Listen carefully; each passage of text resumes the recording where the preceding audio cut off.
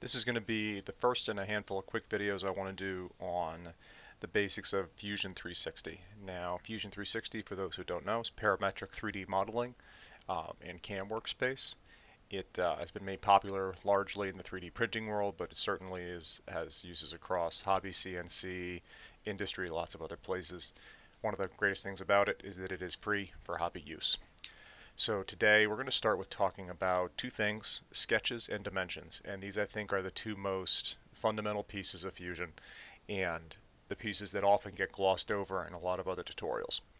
So what is a sketch? A sketch is just a 2D geometry, lines and points, that define things. Sketches are drawings. They are drawings that we then use as the basis to make 3D objects. Now, for what we're going to do here, we're going to create a sketch in what's called a plane. And if we look up here in the top right, you have our little control cube, and we can see we can look all around our 3D workspace. So when we make a sketch, we can make it in really any of these planes. We could say the ZX plane, the XY, or the ZY plane. Now, typically I like to make my sketches looking down. In other words, in the XY plane. That seems to make the most sense to me.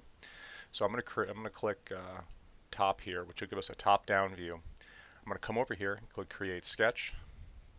Then I'm going to click on this little square that appears.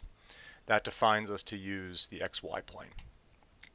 Now that we are in the sketch mode, we can see we know we're in a sketch because we've got the sketch palette here, and we have Stop Sketch available at the top. So when we're in Sketch, we have the main Sketch menu. We can draw lines, squares, circles, splines, all kinds of different things. For what we're going to do today, I'm going to make a simple rectangle. It's a 2-point rectangle. Now I've got my rectangle selected. I'm going to make it, I'm going to start it at the origin. I'm going to click once and release, and now I'm going to drag out, and I'm going to drag it to 8080. I'm going to click again. So that creates our rectangle. Now hitting escape brings us back to the selector tool. Escape will always escape you out of whatever tool you have selected. So if I were to select line, I can hit escape and it'll bring me back to my mouse. Now because when we created this, we didn't give it any specific dimensions, we can make it whatever size we want. And we can do some snapping if you grab it by a point. But this is not a supremely precise way to do things. So the best tool for defining the size of things is the dimension tool. That can be found in Sketch, Sketch Dimension.